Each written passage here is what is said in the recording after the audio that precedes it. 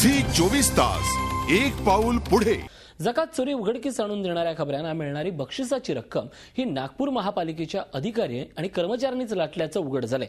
या प्रकरणी नागपूर खंडपीठात याचिका दाखल करण्यात आली आहे। पाहूयात या संदर्भातला हा विशेष रिपोर्ट।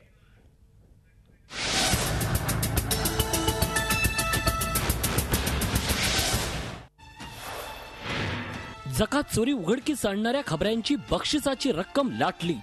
नागपूरच्या मनपा अधिकारी आणि कर्मचाऱ्यांचा प्रताप।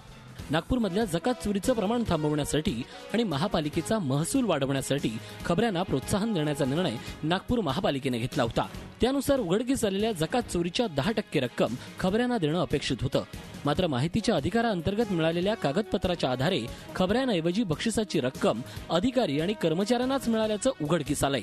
महत्त्वाचं म्हणजे बक्षिसाची रक्कम लाटणाऱ्या अधिकाऱ्यांमध्ये महापालिकेच्या अतिरिक्त उपायुक्त दर्जाचे अधिकारी देखील सहभागी आहेत। सन 2011-12 में भी तकरीबन 1606 केसेस थी। उसमें भी आपस में जो रकम पकड़ी गई, जो रकम वसूली गई, उसमें जो इनाम की राशि बनती है वो ऑफिसरों ने खुद ही ने बांट ली है। और सब में मज़े की बात है कि जो इनाम की राशि बांटी गई है वो चतुर्थ श्रेणी का जो अधिकारी है उससे लेके प्रथम श्रेणी के अधिकारी सब ने आपस में जिसको जैसा मौका मिला उसने उस राशि का बंदरबाट किया और करोड़ों रुपए उन्होंने आपस में डकार गए हैं।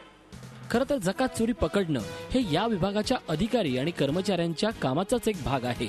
असं असतानाही 2005 ते 2012 या सलग 7 वर्षात महापालिका कर्मचाऱ्यांनाच बक्षीस का असा प्रश्न निर्माण होतो। या प्रकरणाच्या चौकशीसाठी नागपूर खंडपीठात याचिका दाखल करण्यात आली आहे। तर कोर्टाच्या आदेशाप्रमाणे चौकशी करणार असल्याचं महापालिकेच्या स्थायी समितीने म्हटलंय।